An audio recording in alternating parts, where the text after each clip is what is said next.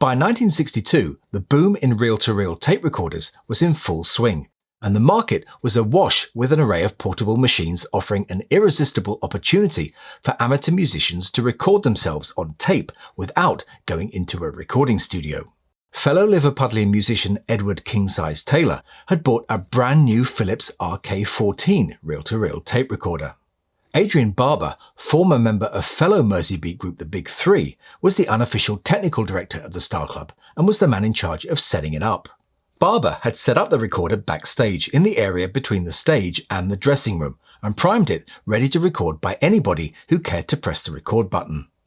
That single 7-inch reel contained 43 Beatles songs, of which not all are complete. Whether or not the Beatles knew they were being recorded at the Star Club is a matter which is still open for debate, and one which would prove crucial later on. The album was initially offered for sale for £4.99, which compared to the £3.35 for the single-disc 13-track Hollywood Bowl album seemed like good value. The album's cover deliberately avoided using a picture of the Beatles on the front. Instead, its plain black cover was cleverly designed to look like a quote from an old document. The rear of the cover used a shot of the club, which dated from the late 1960s, from a 1968 Life magazine article to be exact. During the following 15 years, the tapes were repackaged in many variations on many different labels. In fact, virtually anybody who wanted to could put out the tapes as long as they paid the appropriate rights and mechanicals. If anyone can make its release happen, it's the genius behind the restoration of the Get Back film, Peter Jackson. He said he's already expressed his willingness to do it in a conversation with the director of production at Apple, Jonathan Clyde. He even said he'd do it for free. One of the most exciting afternoons I can remember as a teenage Beatles fan was tuning into BBC Radio 1 on Sunday, March the 7th, 1982, and listening to a programme called The Beatles at the Beeb. This 2-hour programme celebrated the 20th anniversary of the Beatles' first appearance on BBC Radio and consisted of performances and interviews, all of which I'd never heard before. The Beatles at the Beeb radio show proved to be so popular that not only was it repeated that December, but a revised and expanded edition was broadcast, albeit 3 years later, in November 1985. And it was at this point that EMI's eyes lit up. So in 1989, they began preparing an official Live at the BBC album. But although they had a large selection of tapes to choose from, they judged that many of them simply weren't of good enough quality for release. Now, if you look at the credits in the back of the CD booklet, or indeed the album, you'll see that the first name listed is not, as you would expect, someone like Mark Lewison, but a lady named Margaret Ashworth. Margaret recorded 11 of the 15 editions of Pop Go the Beatles onto 5 and 7-inch reels of tape. The most important thing about Margaret's recordings were that they were of the complete shows. So not only have you got the Beatles performances and all the speech elements, but you've got performances by other groups too. Fast forward to 1992, and Margaret had forgotten all about the tapes, until the subject came up in a conversation with the editor of the UK TV listings magazine Radio Times, who in turn mentioned them to one of their columnists, a man named Mark Lewison. Fortunately, the tapes had survived the years intact in her parents' attic and were in playable condition. A few months later, to her surprise, Margaret found herself sitting in room 22 at Abbey Road alongside sound engineer Alan Rouse. He was very impressed with the quality of the tapes and recommended them for use in the BBC project.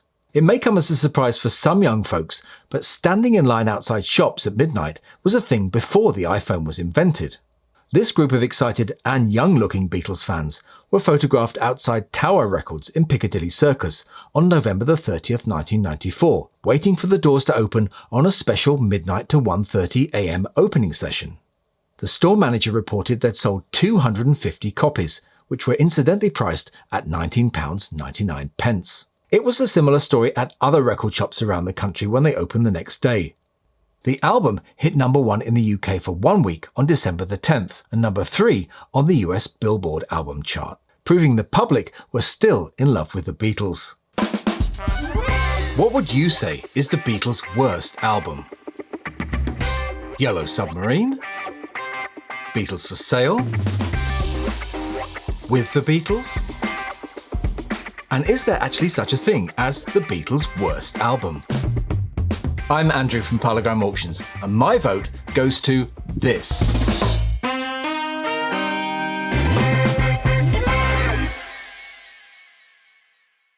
Capitol Records in the early 1960s was an extremely successful concern, but it was run by a group of jazz-loving middle-aged men who basically loathed pop music. One man who personified that generation gap was Capitol's head of A&R and the man in charge of the Beatles records, Dave Dexter Jr. In 1967, on the occasion of Capitol's 25th anniversary, he explained his version of events in a piece for Billboard magazine. He wrote, quote, "In 1963, British EMI offered to this writer, along with some 20 or more other single samples in one carton, a 45 RPM Beatles single entitled Love Me Do. It was an undistinguished song. John Lennon's breathy harmonica sounded like a poor imitation of Sonny Terry. And the four Liverpool voices weren't much different than a jillion other quartets. We swiftly rejected the record. After several other submissions, EMI placed it with VJ, which not only released it, but diligently promoted it, gave up on it, and then came back with a second Beatles single. Neither record sold. Today, VJ is bankrupt." Now, for many years, Revolver was never held in the same esteem in the US as it was in the UK. The main reason for this was that while they both shared the same wonderful Klaus Voormann cover, the US album had 3 tracks less than the UK one. What Bill Miller had done was to castrate a solid 35-minute masterpiece into a 28-minute budget affair with a 12-minute long side 2. This incredible feat had been achieved by omitting 3 John Lennon compositions, I'm Only Sleeping, And Your Bird Can Sing, and Dr. Robert. This resulted in John having just a single song on each side of the album. Paul was the main beneficiary of this madness, as all his 5 songs remained intact. And now George had more songs on a Beatles album than John, which must have confused and disappointed John's fans no end. Now, it wasn't just the US fans who had to put up with this mess.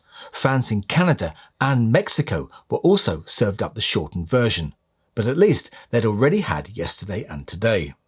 The Beatles had arrived at Robert Whittaker's Chelsea studio in the early afternoon. Now, Whittaker's intention at this session was to use the Beatles to create a piece of satirical pop art, which he called a somnambulant adventure. This would consist of a trilogy or triptych of 3 photographic images, one of which would be the Beatles dressed in butcher smocks, sat on or stood around a bench, surrounded with parts from plastic dolls and raw meat. But whilst the Beatles were enjoying themselves in Whittaker's surrealist playground, over in Hollywood, the suits in the Capitol Tower were getting nervous. And that was because they hadn't released any new Beatles material since the Nowhere Man What Goes On 45 in February. And that, coupled with the news that their new album was still months away from completion, forced Capitol to take matters into their own hands. Capitol found themselves at this point with a number of tracks on their shelves which had yet to be included on a Beatles album. 6 of them would come from their last 3 singles, Yesterday, We Can Work It Out and Nowhere Man, together with their B-sides, Act Naturally, Day Tripper and What Goes On. Additionally, they had 2 songs left over from the UK Rubber Soul album, Drive My Car and If I Needed Someone. But with only 8 out of the minimum 11 in the bag, they needed another 3 to make an album. Capitol demanded that EMI send them over 3 new tracks. That request was approved, and on May the 12th, in the space of less than 2 hours, George Martin, together with engineers Jeff Emmerich and Jerry Boyes, created mono mixes of 3 of the new completed songs, which were destined for the next album, Revolver. Capitol pressed ahead with production as soon as the tapes had landed, but unsurprisingly didn't bother to wait a couple more days for the stereo mixes to arrive. This resulted in all 3 new tracks appearing in duophonic or simulated stereo on first stereo pressings. By 1966, the Beatles, John especially, had become highly critical of Capitol's treatment and presentation of their albums in the United States.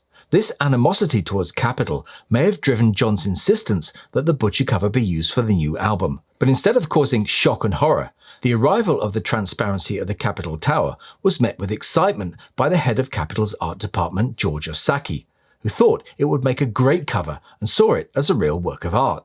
The cover was approved on May the 17th, and an order was made for 1 million mono and 200,000 stereo covers.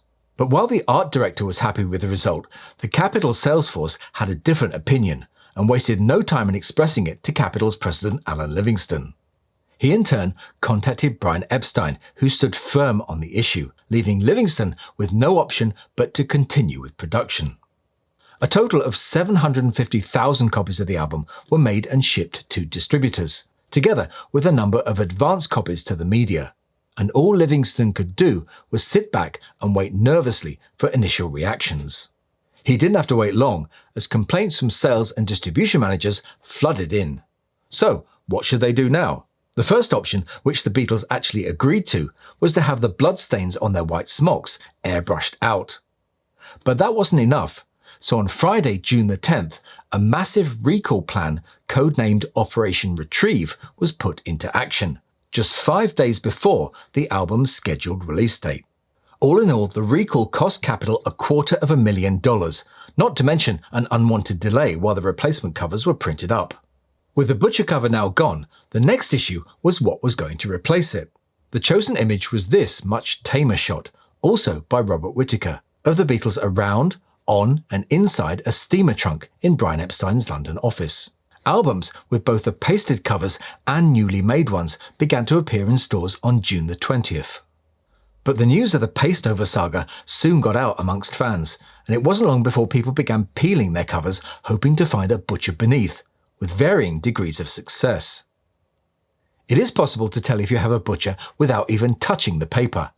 All you have to do is look for the black V of Ringo's shirt beneath his white smock. Hi, it's Andrew from Parlogram Auctions, and as you can see, I've changed location this week. In fact, I'm in deepest France, in the middle of filming a massive private Beatles collection. Like all the best collections, it's vinyl which forms the backbone of this one. It contains records from every country in the world where Beatles records were released, whether that was on 78, 45, LP, flexidisc, you name it, you'll find it in this collection. For example, the famous Sandwich or Baguette EP. This is an original and not a reproduction. There's an EP, a souvenir of their visit. 2 of those. I mean, there's multiple variations of all of these. The picture disc thing. That's a promo. EPs, signed things. There's a Decca My Bonnie, and another one with a strange metal center. Please Please Me, of course, with the misspelled Beatles. From Me to You demo. Stock copies. More VJs. All the VJ things. Yeah, and of course all the picture sleeves.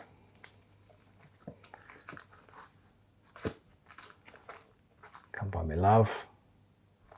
It's all here, folks. So we're at the Beatles for Sale Hard Day's Night area here. Mostly a lot of stuff is for display purposes, but a lot of it is original, like some of these pieces here. We've got the obligatory thermos flasks and lunchbox, and Dole's French copy of In His Own Right, which is very special, which we'll be seeing later on, and all the other little bits and pieces. Of course, a lot of you Beatles collectors will recognise the wingding sneakers, and maybe this lamp, which still has its original packing paper around. More display things in the cabinets. Bubblegum, hair pomade, all these type of things. Jigsaws, scrapbooks, crockery. You name it, it's here.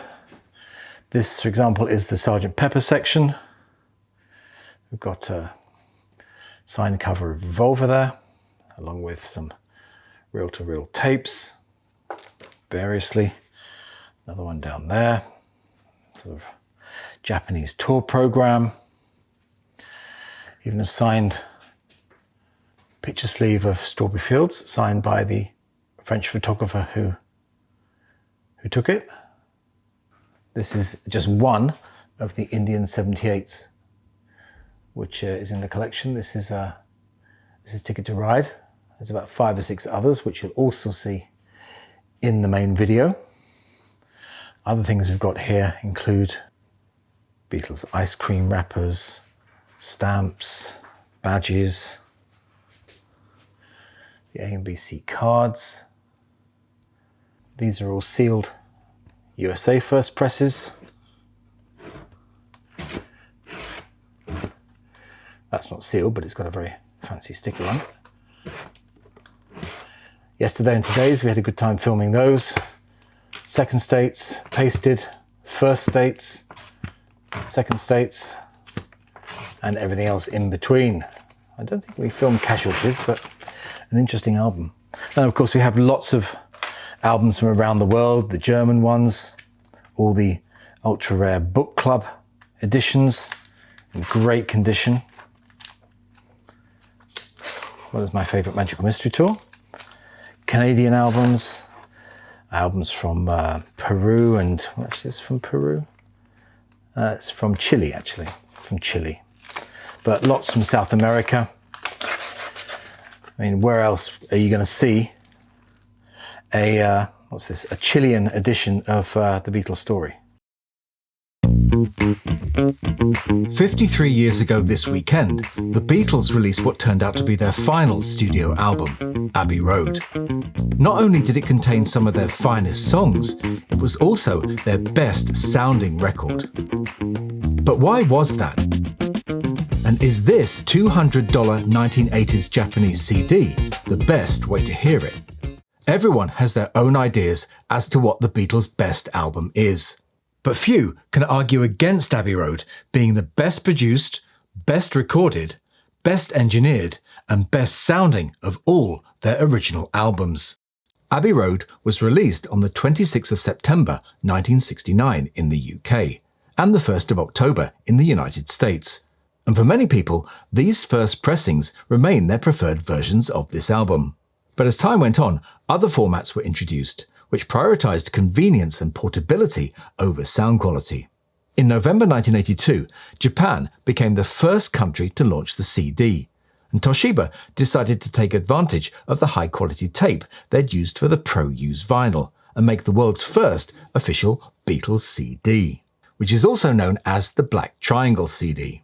But before we get into how it sounds, there's something important you have to know about this CD. Like most CDs in the early 1980s that were mastered in Japan, this has been mastered with something called pre-emphasis. Basically, pre-emphasis was a noise reduction technique for CDs, in the same way that the Dolby noise reduction system was used for tape. Now, whilst almost all CD players will properly de-emphasize a CD that has had pre-emphasis applied to it, most computers will not. So if you buy a copy of this CD today, which of course has pre-emphasis applied to it, and play it back on your computer, or via an external drive, for example, it'll sound like you've got the treble turned up to 10, and everything will be too bright. And sometimes this overload of clarity can convince some people into thinking that this CD sounds better when compared to the others. Only by playing this CD on the correct equipment or using de-emphasis software will allow you to hear the sound on it accurately. Once upon a time, cassettes were everywhere. In the house, in the car, in the office, and wherever you wanted to go. Between 1985 and 1992, the cassette tape was the most popular music format in the UK, and despite its lowly reputation today, cassettes still tug on the heartstrings of the pre-digital generation. Mobile Fidelity Sound Lab, otherwise known as MFSL or MoFi, is a name well known to record collectors and audiophiles. So they took the bold decision to issue some of their albums on cassette, and that included the Beatles. Now, unlike cassettes made by the major record companies, which used huge industrial duplicating machines, which dealt with 14,400 feet of tape in one go, Mobile Fidelity needed to take a much smaller scale approach to duplication if they wanted to get the best sound quality possible. Now, the first line in this inlay card to one of their cassettes says, quote, "Each cassette is transferred directly from the recording artist's original master tape, not a second or third generation copy." So what were their cassettes copied from? What Mobile Fidelity did was to transfer the original master tapes onto a specially modified Sony PCM F1 digital processor, which used U-matic videotape for storage. So in reality, the mobile fidelity cassettes are nothing more than analog copies of a digital master, just like you'd make if you recorded a CD onto tape. Does it sound better than the vinyl? Well, the short answer is no. These are the Beatles' US tour programs, this one from 1964 and this one from 1965. Most of the photos used on the cover were sourced from this 1964 program, which contained images from circa late 1963 of the Beatles either on or backstage and at Abbey Road during the recording sessions for the With the Beatles album. The distorted photo of Ringo in his bathing suit dates from the July 1963 beach session near Weston-super-Mare, but the image used on the album cover was not lifted from this picture, but from this one. It shows 17-year-old Beatles fan Sandra Taylor in her bedroom, which is covered from floor to ceiling with Beatles pictures. If you look carefully, you can see the beach poster on the ceiling, and this picture was cut out from here, hence the distortion. Meanwhile, the Beatles were on their way to Germany and struggling to come up with, let alone agree on a title for the now completed album. In fact, it wasn't until just before the press conference at the Munich hotel that the Beatles and their entourage began seriously discussing it. That conversation continued more earnestly later during their train journey from Munich to Mulheim, where they were played 2 shows in Essen on June the 25th. Some early names in the running included Magic Circle, Four Sides to the Circle, After Geography, Pendulum, Beatles on Safari, Freewheeling Beatles, Bubble and Squeak, and Abracadabra. John being John suggested Full Moon or Fat Man and Bobby. Once they were in the hotel and had some time to themselves, the pressure was on and they had to make a final decision on what to call the album. By now, they'd whittled down their list of possibilities to just 2. But how do we know that? Well, the evidence comes from 2 sheets of paper which were found in one of their hotel rooms and kept by a member of staff. Both are written in Paul McCartney's hand. The first has 2 names on it, Spiral Staircase and Revolver. The second has just Revolver written on it, in almost exactly the style it would appear on the final cover. Although tape is just a distant memory for many, early issues on that format remain highly collectible. In order to use the tape as efficiently as possible, the running order was completely changed. So the cassette version of the album opens up with Good Day Sunshine, which actually works quite well. Launched the same month and carrying the same mixed-up track listing was the 8-track cartridge. But an interesting feature of this early UK 8-track issue is George Harrison's little-known remake of Love Me Do, called Love Me Too. Columbia was one of the main labels which made up the EMI stable in the 1960s and 70s. But for some reason, this mid-70s UK issue was pressed on Columbia instead of Parlophone. Of course, UK mono test pressings of Revolver would have had the side 2 matrix XEX 606-1, the same as all copies pressed on that first day of production. Those -1 matrix discs contain a different mix of Tomorrow Never Knows, which is known as RM11, Remix Mono 11. All other copies pressed after that first day used RM8, and the only way to hear the RM11 version was on first day UK pressings of the mono album. I say was because for the first time in 56 years, that RM11 version of Tomorrow Never Knows is going to be included in the new Revolver box set. That looks nicely packed for a start. Very nice. A real protective shell. Excellent. Always good to see decent standard of packing on these things.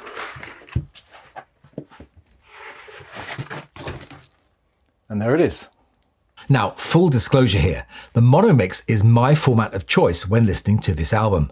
And since 2014, this pressing from the mono box set has been my go-to copy when I want to listen to this album. So when it was announced that there would be a new full analog transfer from the original tape included in the new box set, I was really excited. Now, instead of just recycling the 2014 cutting, Sean made a brand new all-analog cutting from the original mono album master tape, using exactly the same cutting notes as he used for the 2014 disc. Logically then, it should sound exactly the same. But it doesn't. My first impression when listening to the 2014 and 2022 cuts side by side was that the 2014 sounded a little softer. Overall though, they're very similar, but the 2022 doesn't shy away from those strong high-end sounds like the 2014. But this 2022 disc really brings the mono mix to life. It's louder, cleaner, and clearer than ever before. It is, in my opinion, the best this mono mix has ever sounded on vinyl. Giles and Sam's modus operandi when creating this remix was to basically reconstruct the original stereo mix from the newly demixed elements and take it from there.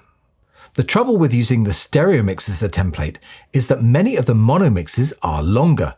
For example, Got to Get You Into My Life is nearly 10 seconds longer in mono. And it would have been nice if it extended them a little on this remix, or at least matched the mono. Something was missing. This is the amplifier hum on the count-in. And here it is, gone from the 2022 mix. Now let's come to the most contentious track on this remix, which is without doubt She Said, She Said. When I first heard this on headphones, I thought there was something wrong with them. It sounded nothing like the mix I'd known. By splitting the lead guitar lines hard left and hard right, and reducing Ringo's admittedly over-compressed cymbals, Giles has given this track a completely different feel. But oddly, I found the effect wasn't as stark during follow-up plays on my main system, and I found that it didn't sound as wrong as I first thought, and I don't dislike it. Now, I also listened to the remix in Dolby Atmos via Apple Music on my AirPods Pro. Now, it'll be no surprise that the Atmos mix is much more immersive than the stereo mix. It's louder and sounds more compressed too. In fact, I found it more mono-like, for the reason that most of the hard left-right separation just isn't there, and it made for a very cohesive and enjoyable experience. Now, if you watch my unboxing video, you'll know I had a bit of a bee in my bonnet cap with the packaging of this set. On the 1966 cover, which was as close as possible to the original artwork, John's forehead is white and fades into grey lower down his face. Now, see how it looks when I switch to the 2022 box set cover. All those white areas have become very grey and grainy, and make them look like a cheap photocopy. This is a fine set and is my favourite remix to date, and I highly recommend it. In this video, we'll be looking at one of the most interesting periods in post-Beatles history, January the 1st to December the 1st, 1980. Using original archive cuttings, we'll find out how the British press reacted and reported John and Paul's antics that year, and how contemporary reviewers rated their records. It was a year of fascinating stories. Some you'll know, but some you won't. I'm Andrew from Parlogram, and this is 334 Days in 1980.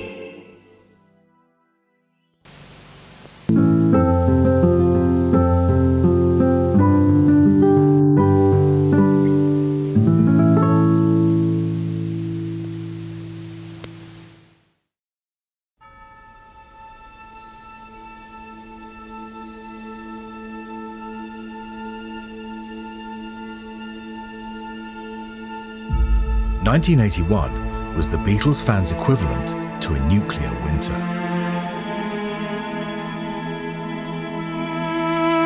It was the first year since 1962 that Paul McCartney didn't release any new music. It was a year of multiple posthumous hits from John and haunting tribute singles from others.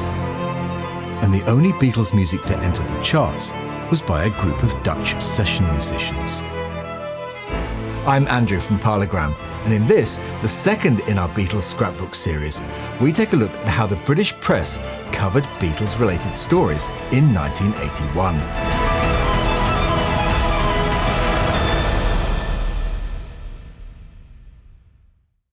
I really hope you enjoyed this review and that you'll join us in 2023 for a load more stories about the Beatles and their music. Looking ahead to 2023, we already have lots of great videos already in the works. First up in January, we'll be looking at a fabulous new book about the Beatles' UK singles. It's called Made in the UK and contains every Beatles single manufactured in the UK, And I mean every one. It also includes all the things that we love on this channel: acetates, demos, mispressings, variations, sleeves, song sheets. It's got the lot. The level of detail in this publication will blow you away. We'll also be looking in detail at DMM, direct metal mastering pressings of the Beatles albums, those crazy sounding German ones in particular. There'll also be videos on the Beatles' original Brazilian and Argentinian releases. Our recent scrapbook videos have proved to be very popular, and we'll be continuing with that series throughout 2023. But before all that, look out for a Christmas special, where I'll be on location reporting from Obertauern in Austria, where the Beatles filmed the snow scenes for Help. If you have any ideas for videos you'd like to see us tackle in 2023, do let us know in the comments or via our website parlogramauctions.com, where you'll also find some great sounding Beatles vinyl. In the meantime, I wish you happy holidays and a peaceful new year.